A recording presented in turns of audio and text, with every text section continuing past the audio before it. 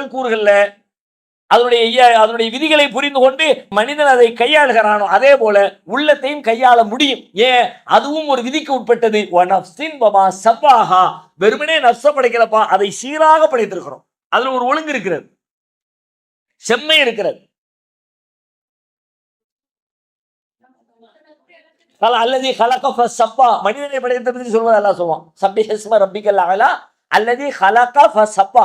மனுஷனை படைச்சா ஒரு சீரா படைச்சான், செம்மையா படைச்சான்.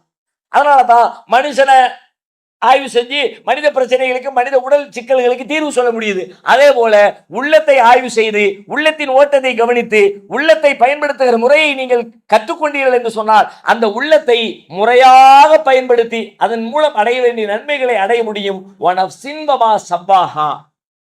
உள்ளத்தின் மீதும் அதை சீராக வடிவமைத்திருப்பதன் மீதும் சத்தியமாக சொல்லிட்டு அடுத்து மேட்டுக்கு வரான். இவ்வளவு சத்தியம் போட்டுதான் ஃபுஜூரஹா வ தக்வாஹா கத் அஃப்லஹ மன் ஸக்காஹா வ கத் ஹாப மன் தஸ்ஸாஹா.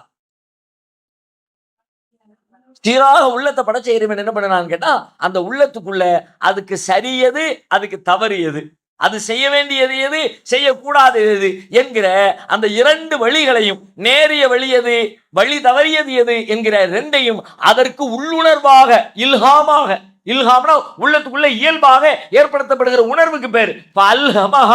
அதற்கு அல்லாஹ் அந்த உணர்வை ஏற்படுத்தினான்.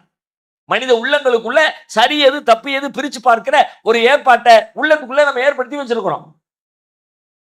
கத் அஃப்லஹ மன் ஸக்காஹா, அந்த உள்ளத்தை தூய்மைப்படுத்தியவர் வெற்றியடைந்து விட்டார்.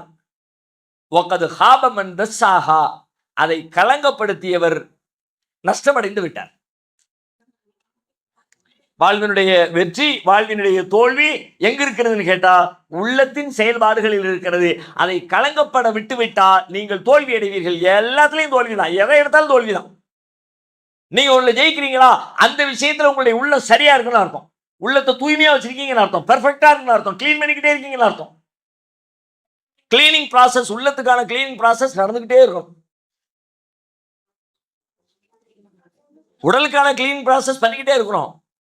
டெய்லி குளிச்சிடறோம், அப்பப்ப அசுத்தங்கள் சேரும்போது உடனே சுத்தப்படுத்திடுறோம்.